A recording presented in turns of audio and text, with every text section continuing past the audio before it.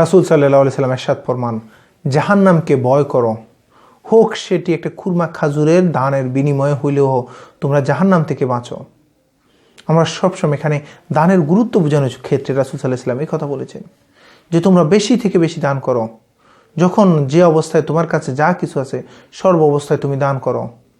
তোমার কাছে 1 টাকা আছে, ওখান থেকে একটা অংশ দান করে দাও। তোমার কাছে একটা খেজুর আছে, ওটার অর্ধেকটা অংশ যদি পারো দান করে দাও। এভাবে করে দান সদকা করো, কারণ কোন দানটা আল্লাহর কাছে কখন বেশি প্রিয় হয়ে যাবে ওটার বিনিময়ে তোমার সমস্ত কিছু আল্লাহ সুন্দর করে দিবে কল্পনার বাইরে। জাহান্নাম কঠিন একটা জিনিস। কাল কিয়ামতের ময়দানে আপনার কিছু নাই, কিন্তু একদিন আল্লাহর সন্তুষ্টির উদ্দেশ্যে একটা মানুষকে এক ঢোক পানি খাওয়াইছেন, এক ঢোক দুধ খাওয়াইছেন, একটা খেজুর খাওয়াইছেন, একটা হাসি মুখে তার সাথে কথা বলেছেন, একটু মুচকি হাসছেন, একটু তাকে একটা ভালো উপদেশ দিয়েছেন। এটার বিনিময়ে কাল কিয়ামতের ময়দানে আপনি আল্লাহর কাছে চাইতে পারবেন, আল্লাহর বিনিময়ে আপনাকে দিবে। কঠিন একটা অবস্থা আমরা যাইতেছি। যখনই যাব, যে গাঁটিতে যাচ্ছি, কবরে যাচ্ছি, আখেরাতে যাচ্ছি, ওই আখেরাতের গাঁটিটার ক্ষেত্রে আমি একটা বারের জন্য কল্পনা করতেছি না দুনিয়াতে চলতেছি যে আমি ওই কাল কিয়ামতের ময়দানে যদি উঠি, আমার জন্য কোনো কিছু যদি না থাকে আমি কি করব। এই জন্য যখন যে অবস্থায় যা আছে আপনার পকেটের মধ্যে হাত দিয়ে আপনি চেষ্টা করেন সর্বাত্মক সবচেয়ে শ্রেষ্ঠ দান করার জন্য, বেশি থেকে বেশি দান সদকা করার জন্য, বেশি থেকে বেশি। জাহান্নাম কত কঠিন হবে, মানুষ শুধু হাহাকার করবে, আল্লাহ বাঁচাও বাঁচাও। আল্লাহ তখন কাউকে জাহান্নামীদেরকে তখন জাহান্নামের দিকে ঘুরেও তাকাবেন না। আল্লাহ পাক ওই কঠিন অবস্থা থেকে আমাকে যদি নিস্তার পাইতে হয়, আমাকে যদি ওই অবস্থা থেকে পরিত্রাণ পেয়ে জান্নাত পাইতে হয়, আমাদেরকে বেশি থেকে বেশি দান সদকা করতে হবে। যদি আপনি বেশি থেকে বেশি দান সদকা করেন, ওটার লাভটা হচ্ছে অবশ্যই অবশ্যই আল্লাহ পাক কী করবে, আপনাকে ওই দানের বিনিময়ে আল্লাহ কোনো কারণ আপনার উপর যদি নারাজ হয়ে যায়, ওই নারাজটা আল্লাহ পাক কী করে দিবেন, ওই নারাজিয়তটা আল্লাহ মাফ করে দিবেন। আল্লাহ পাক আপনার যদি কোনো আযাব দিয়ে থাকেন, ও আযাবটা উঠায় নিয়ে যাবেন।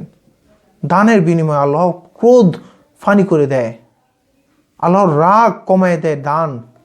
এই জন্য বেশি থেকে বেশি আপনার উপর কষ্ট দিচ্ছে, আপনার উপর আল্লাহ রাগান্বিত, আপনি দান করতে থাকেন, দান করতে থাকেন, বেকারে দান, বেকারে একেবারে যা মন চায় যা আছে সমস্ত কিছু চেষ্টা করেন দান করতে। দেখবেন আল্লাহ সন্তুষ্ট হয়ে যাবে, আপনার ক্রোধ আপনার উপর সে ক্রোধ কমে যাবে। আল্লাহ পাক আপনাকে এর বিনিময়ে উত্তম যাজা দিয়ে দিবে, এর বিনিময়ে আল্লাহ পাক আপনাকে জাহান্নাম থেকে মুক্তি দিয়ে দিবে, এর বিনিময়ে আল্লাহ পাক আপনাকে জান্নাত দিয়ে দিবে। যখন যে অবস্থায় যা কিছু আছে দান সদকা করুন। আমরা আজকাল দান করতেই মন চায় না, আবার যখন দান করি আমার কাছে যে জিনিসটা আছে সবচেয়ে নিকৃষ্ট জিনিসটা আমি দান করি। আল্লাহ পাক পবিত্র কোরআনের মধ্যে বলতেছেন, যে বান্দা যে জিনিসটা তুমি চোখ বন্ধ করেও নিবা না, ওটা মানুষকে কিভাবে দাও বলো তো? তুমি যে জিনিসটা দিচ্ছ ওটা তো তোমাকে আল্লাহ পাক দুনিয়াতে 10 গুণ দিয়ে দিবে। যেমন আপনি এবার পচা জিনিস একটা দিলেন, একটা পচা ডিম আপনি মানুষকে দিলেন, তাহলে কি হবে? 10টা পচা ডিম আল্লাহ পাক আপনাকে দিল, আপনার কি লাভ হবে বলেন? কিন্তু আপনার ডিমের মধ্যে না, সমস্ত কিছুর মধ্যে সবচাইতে বেস্ট একটা জিনিস আল্লাহকে দিয়ে দিলেন। লাভটা কি হচ্ছে? ওইরকম বেস্ট 10টা জিনিস আপনি দুনিয়াতে কমসে কম পেয়ে যাবেন। আল্লাহ বলছে আমার কাছে কোনো জিনিস হবে না, কিন্তু তোমাকে বোঝানোর জন্য কমসে কম 10টা বলছি। আল্লাহ চাইলে 10 গুণ, 70 গুণ, 700 গুণ বেগাইরে আল্লাহ পাক দুনিয়াতে দিয়ে দিতে পারে। এই জন্য কখনো দান সদকার ক্ষেত্রে কখনো আমরা কি করব না, আমরা একবারে কিপটেমি করব না, কৃপণতা করব না। আমরা সবচাইতে নিকৃষ্ট, সবচাইতে পচা, সবচাইতে দুর্গন্ধ, সবচাইতে ক্ষতিকারক, সবচাইতে যে জিনিসটা নিকৃষ্ট ওইটা আমি দান করি। ভালো জিনিসগুলো আমার নিজের জন্য রেখে দিই।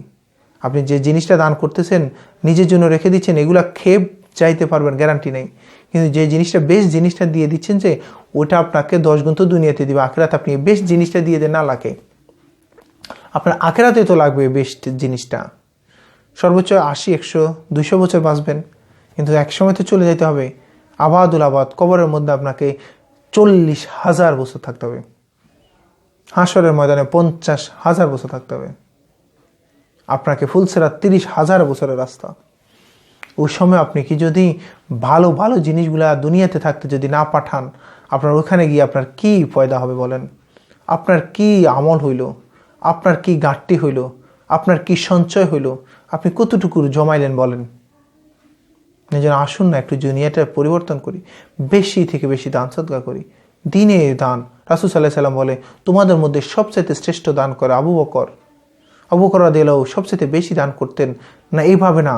আবু বকর রাদিয়াল্লাহু দিনে দান করতেন, রাত্রে দান করতেন, প্রকাশ্যে দান করতেন, গোপনে দান করতেন, সর্ব অবস্থায় তিনি দান করতেন।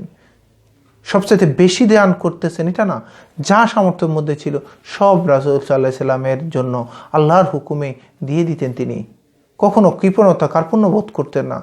এই দানটা কিন্তু একটা জিনিস মনে রাখবেন, আমরা এমন একটা জায়গায় যাইতেছি, ওই জায়গাটা আমার নেক না থাকলে, আমার বেশি থেকে বেশি নেক না থাকলে আমি কিন্তু ধরা খেয়ে যাব।